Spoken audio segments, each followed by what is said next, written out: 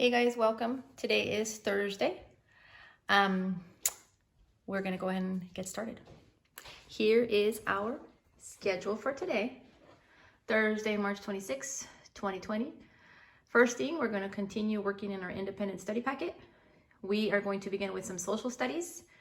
We are going to read about George Washington Carver, and then go into some science, how are plants and animals like their parents. And then we are going to do two things in math today. The first thing is we're going to read and write numbers. And the second thing is we are going to do some review on counting money. And then number two, I am going to begin chapter 10 of the Chocolate Touch. And then stay tuned to the very end, guys, because I have a surprise for you. All right. But you have to watch the whole video in order to see the surprise. So let's get started. If you don't have your packet, go ahead and put this on pause. Go get it. And then, like I said yesterday, our packet got kind of strange. So you're going to notice that I'm skipping around. I'm not going into order that it was. So go ahead and look for this page here. It looks kind of like this. And this is our social studies. And this is on George Washington Carver. Go ahead and put your date on there. And follow along with me as I read. I have my highlighter ready to highlight some important information. If you don't have a highlighter, you can always circle that information with your pencil. Here we go. Follow along. It says, George Washington Carver, creator of new products. Right there. George Washington Carver grew up in Missouri. As a little boy, he learned how to draw and made pictures of plants. George grew up to be a teacher and a scientist. George knew that farmers should not always plant cotton because it harmed the soil. He taught them to plant other crops that kept the soil richer, so the farmers were able to grow more crops. He found good uses for the land. He created new products from sweet potatoes and peanuts, such as oil, paint, and coffee. The bottom part right here, it says, farmers had problems getting the best use of their land. How did George Washington Carver help them solve this problem? Well, up here it told us that he knew that planting a lot of cotton was not good for the soil, right? So it says here that, where is it at? He taught the farmers, right? Says he taught them because who was them? Them, they are talking about the farmers. He taught them to plant other crops that kept the soil richer. That way they won't be planting cotton all the time. So he taught them to plant other crops. So the farmers were able to grow more crops. He found good uses for the land. He created new products from sweet potatoes and peanuts. So over here, let's write that down. He taught them. And who was them? Them was the farmers. So instead of saying he taught them, let's write down he taught the farmers. Farmers.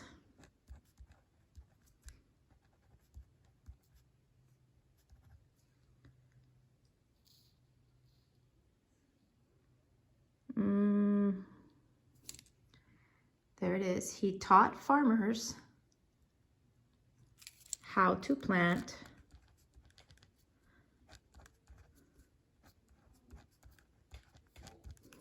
other crops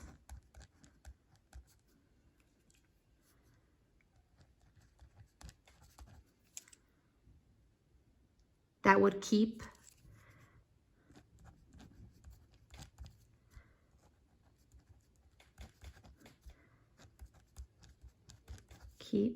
and I'm going to go out of the lines here, that would keep the soil richer.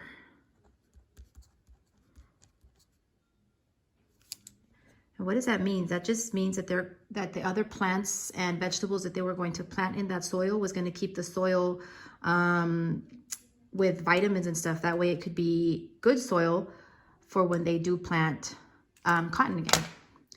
So George Washington Carver taught the farmers how to do all that. And there is a picture of George Washington Carver. And his quality, he was known for being a good problem solver.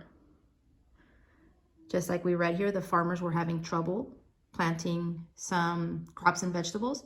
So he taught them to plant other types of vegetables that would help them keep the soil, that would keep the soil richer and better for their cotton. So there it is, George Washington Carver.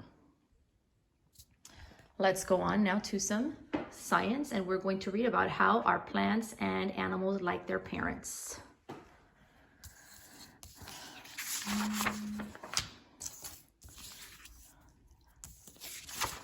And here it is, guys. If you don't have this paper ready or next, go ahead and put it on pause and go ahead and go look for this paper. It looks like this.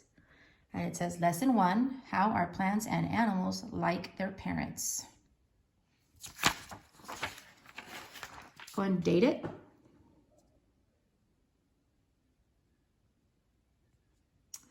And let's begin. Follow along with me.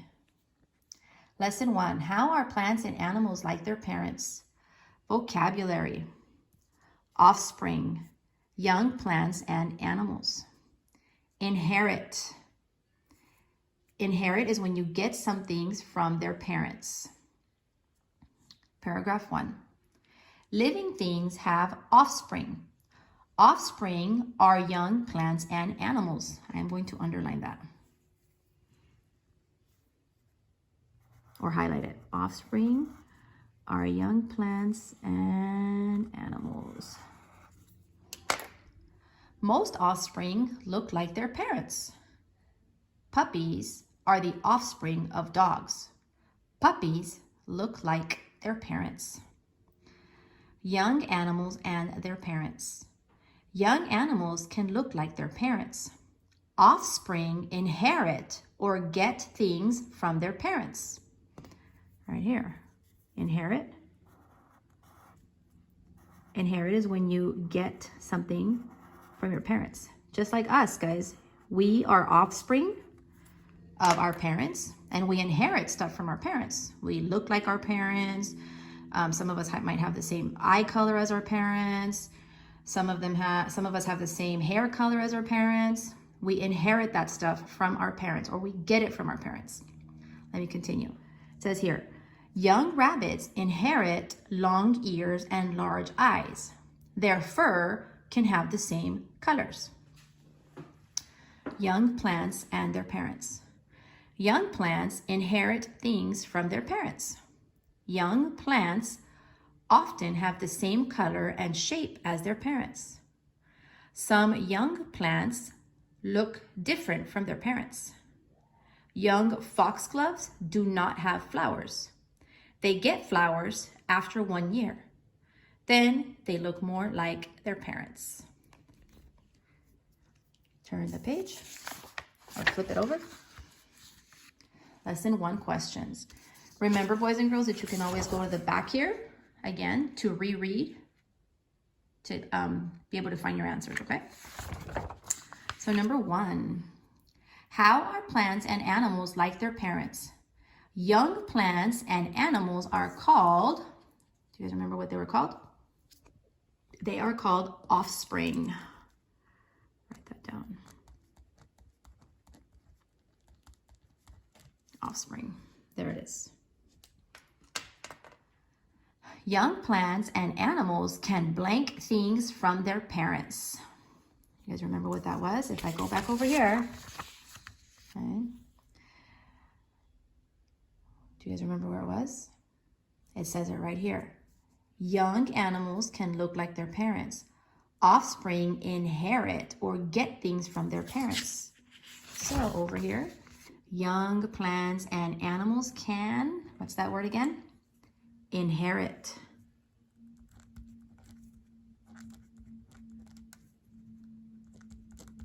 And remember, inherit means to get things. Let me make this, this looks like an N. Inherit things from their parents.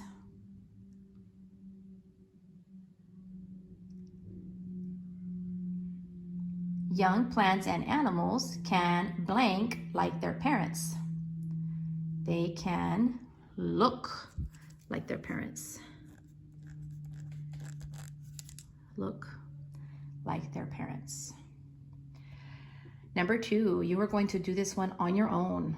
You can put this on pause and then work on your picture here. It says, draw a puppy or a rabbit with its parents.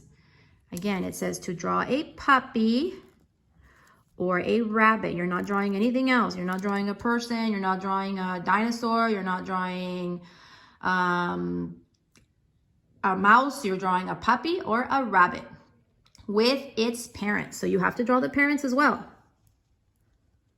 Show that the puppy or rabbit inherited things from its parents. So you have to show in your picture here that the puppy that you draw or the rabbit inherited something from its parents. So your puppy has to look like the mama or the dad, and the rabbit also has to look like the parents. Okay? So go ahead and put this on pause. You may grab your crayons or a pencil and draw a puppy or a rabbit with its parents. Let's go on. Let's go on to math. We are going to read and write numbers.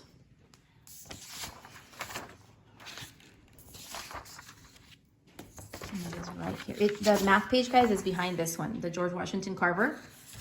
It's right here. And then the other one looks like this, the second one. You want to put this on pause and look for both of these papers. Go and put your date. And let's get started. Boys and girls, this is a review. You are reading and writing numbers.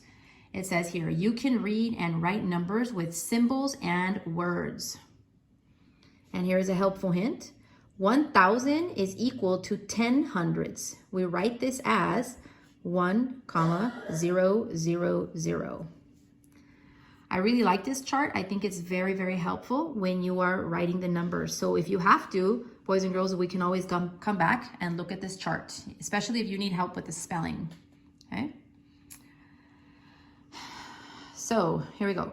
Read 538. And then it wants you to write the number. So here it is, 538.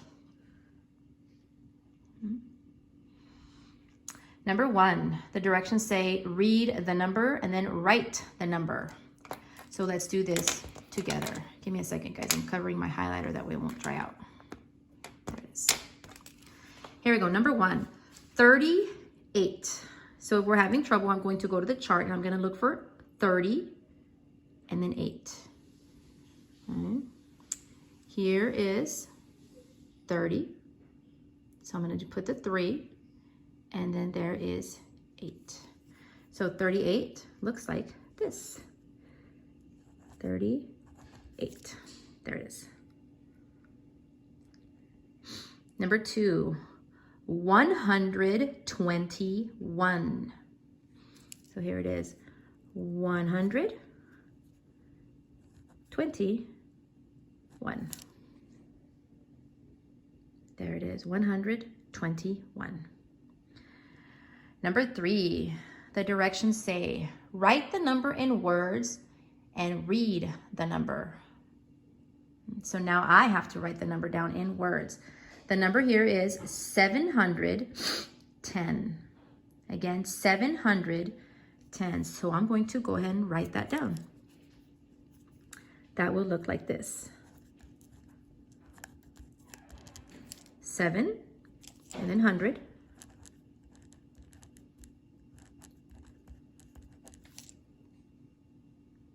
710. There it is. 710, 710. The next one. What number is this, guys? Right here, number 4. That is the number 900. So that's exactly what I'm going to write down. 900. 900. There it is. Next page. I'm going to leave the chart right next to me just in case we need it. There it is. Number 5, we'll do a couple of more of these together and then I'll leave you so that you can do some on your own. Directions say, on my own, read the number and then write the number.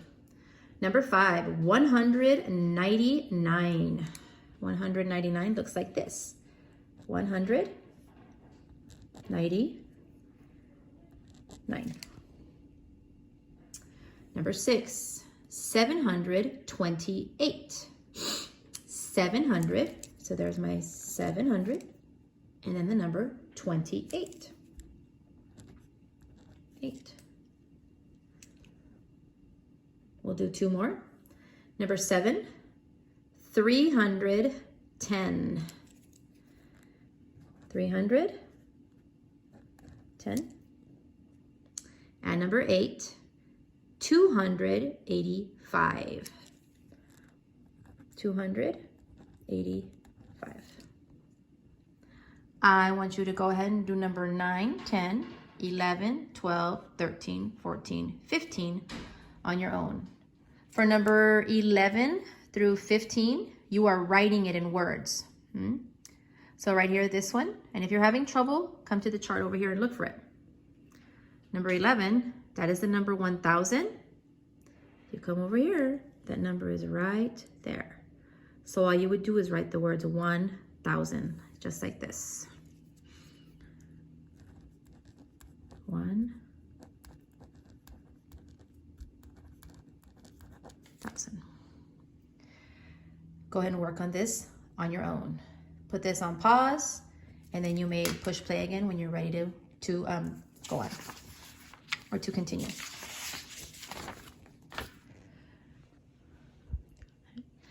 Now we are going to review counting money.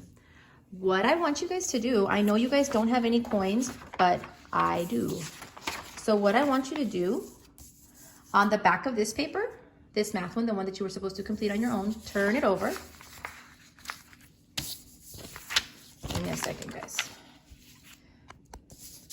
And I know you have this thing here. You don't even have to pay attention to this, so cross it out. Cross it out. And I'm going to grab my coins and I'm going to put them right here in my little baggie. And on the bottom of this, you have some space. So I want you to go ahead and number 1 through 5. 1, 2, 3, 4, 5. And I'm going to put some coins here. I will show you both sides. And then I want you to go ahead and count them and then write the amount right here. We'll do one together. Okay?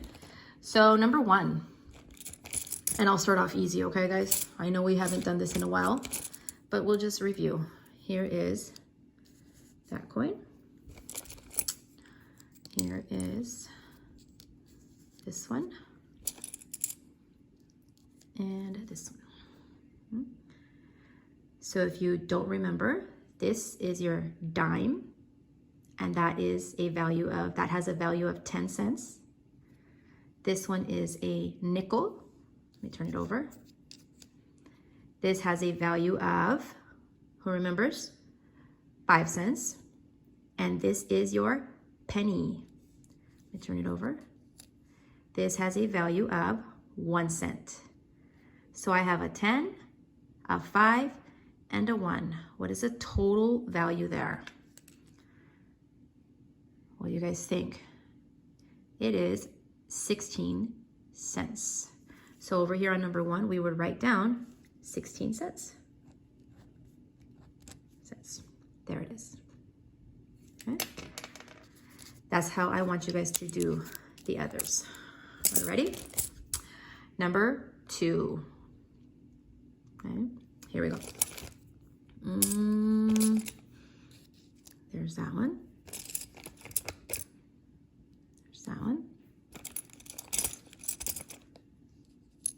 There's that one.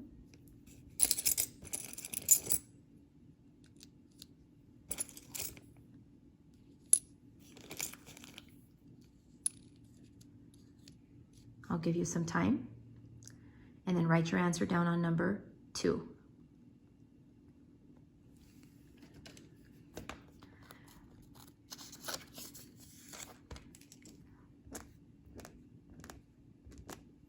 I'm writing my answers down too, guys, on this little sticky note so you can't see.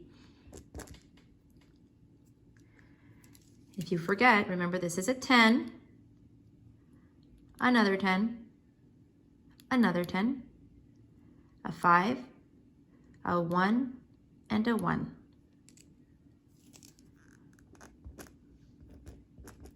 All right, let's go on. Put these back. Number 3. I'm gonna go big here, guys. Number 3. There's that one.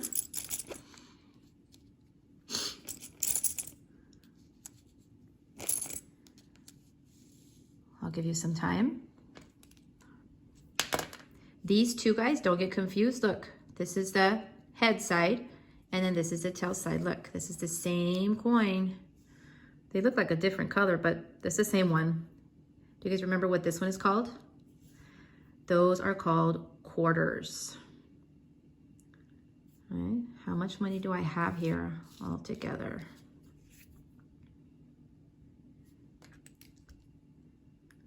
Oh, this might be a little bit easier for you if I do this.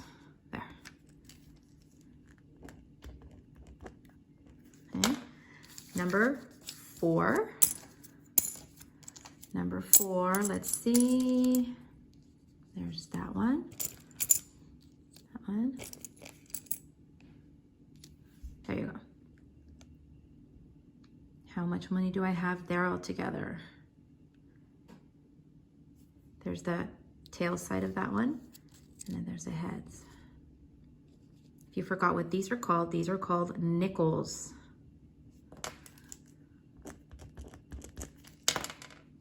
All right, and number 5. Number 5, I'm gonna go big here again. Oh, this one might be a little tricky. Again, this is a quarter, and that's a dime.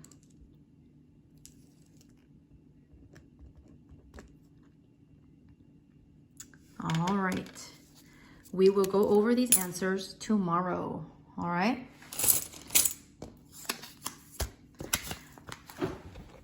So we did our math, we did writing and writing numbers, we did our money review.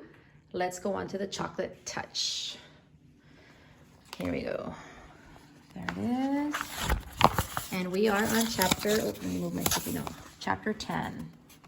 I'm kind of excited to see what happens here because in the last chapter, John was so embarrassed at Susan's birthday party because he was playing a game. And in that game, he had to dunk his face into like a big barrel of apples. And the barrel had water. And as soon as he did that, everything inside of the barrel, the water and everything turned into chocolate. And he just made a big mess of things. And he was so embarrassed, he left home running. And then Mom was kind of asking him, hey, what was wrong? And he was so troubled that he just couldn't even answer his mom. So let's see what happens here in chapter 10. I might not finish the whole chapter, guys. I'll probably only read half of it, okay? Here we go. Chapter 10. Dragging along and thinking of all the dreadful things that had happened, John had walked about halfway home when he heard the cheery voice of his father. Hello, hello, called Mr. Midas, crossing over from the other side of the street. He was on his way home from the station. You left the party rather early, didn't you? What? Mr. Midas had seen the patches and streaks of chocolate that were drying on John's face and on his clothes. Good gracious, he said. No wonder you left the party early. How did that happen? John burst into tears. It had all been so awful. But now he could tell his father about his terrible day. He stopped crying and only sniffed a little now and then as he told the whole story. About taking the coin to the candy store, about buying the box that had turned out to have only one chocolate in it, about the toothpaste, about breakfast, the gloves, the silver dollar, the pencil, the lunch, the trumpet, and finally, the apple ducking water. You mean to tell me they really all turned to chocolate? Mr. Midas asked. You're sure you didn't imagine some of this? Oh, no, John assured him. Well, Mr. Midas said, still looking doubtful, we're only a couple of blocks blocks from that candy store of yours. Not that I've ever noticed one there. Suppose we stroll over and ask the man whether his chocolate always does strange things to people. It's on the next corner, John said, recognizing some of the houses on the side street. Not the next house. Not the next house. Not the next, he said. But John's voice faded into silence. The corner where he had found the candy store was nothing now but an empty lot. Flat, open ground littered with a pile of rusty tin cans and broken bottles around a splintery old sign saying, "For sale." Said Mr. Midas, frowning anxiously at John. I think we'd better pay a visit to Dr. Cranium before we go home. That's where their store was, though, John protested, beginning to cry again. He had shed more tears in that one day, it seemed, and certainly even more chocolate than in all the other days of his life put together. I know it was. Dr. Cranium was a busy man. As luck would have it, however, he was able to see Mr. Midas and John almost at once. Well, said Dr. Cranium. And how are we getting along now, John? Have we cut down on our candy, eh? How do you do? John responded dully. Apparently he's had a bad day, Dr. Cranium, Mr. Midas said. Trouble at school, you know, and a little accident at a birthday party. What I'm worried about is that he keeps saying that everything he puts into his mouth turns to chocolate. No more than a nursery fantasy, I'm sure, Dr. Cranium said to Mr. Midas. Well, John, he went on, looking down with a smile, suppose you tell me in your own words what the matter seems to be. Everything I put into my mouth turns to chocolate, John explained. Everything I eat and everything I drink changes to chocolate. I'm thirsty and I'm getting a pain, a bad one, I think. Dr. Cranium sighed patiently and invited John to open his mouth and say, ah, John said. Dr. Cranium peered into John's mouth briefly and gave a low whistle of surprise. This chocolate eating simply must stop. He went to his supply cabinet. I don't think there's any time to be lost, he told Mr. Midas. I'm going to give the boy some of my own special compound, Dr. Cranium's elixir, I call it. Never fails. Dr. Cranium selected a large bottle from one of the cabinet's crowded shelves. He removed the top from the bottle. He got a spoon from the other shelf. He filled the spoon with the oily greenish yellowish medicine that had yellowish reddish lights glinting in it. It doesn't taste very pleasant, Dr. Cranium warned John in a pleasant tone of voice, but I'm sure it'll do the trick. Clear the stomach and clear the mind. That's what I always say. Dr. Cranium offered John the brimful spoon. Must I? John asked his father. I know it'll turn to chocolate. Go on, Mr. Midas nodded encouragingly. Drink it down. There's a picture, guys. There's Dr. Cranium, and there's the medicine that he's going to try to give to John. There's Mr. Midas, and there's John. Look at John's face. Let's see what happens. John took the spoon between his lips. The medicine turned to chocolate. The spoon turned to chocolate. John choked and splurted, and chocolate syrup splurted from his mouth. Dr. Cranium dropped the spoon in alarm. When it struck the white tiled floor, the chocolate handle snapped into several pieces. Mercy, said Dr. Cranium. I've never seen anything like it. The boy's whole system seems to be so chocolatified that it chocolatifies everything it touches. After he had recovered somewhat, the doctor went on. I believe that this must be an unprecedented case of, chocolatitis. I shall call it Cranium's disease. I shall want to make an exhaustive study of the child. I think John has had enough excitement for one day, Mr. Midas said.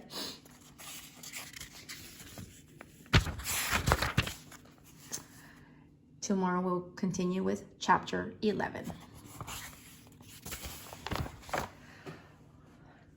All right, guys, we are all done for today, but I did tell you guys that I had a surprise for you, so give me a second because I have to go outside.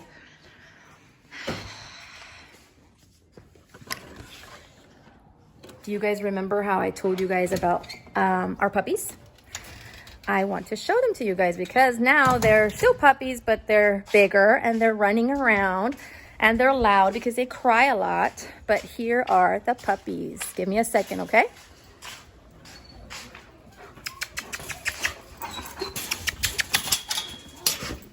There they are, puppies. Come here, guys. Look at the puppies. There they are. We still have all 12 of them, guys, but I wanted to show them to you guys. Hey, baby, come here. Come here. Oh my gosh. Looks like they're sleeping right now, guys. It's nap time for them. Where's the rest of them? Come here, guys.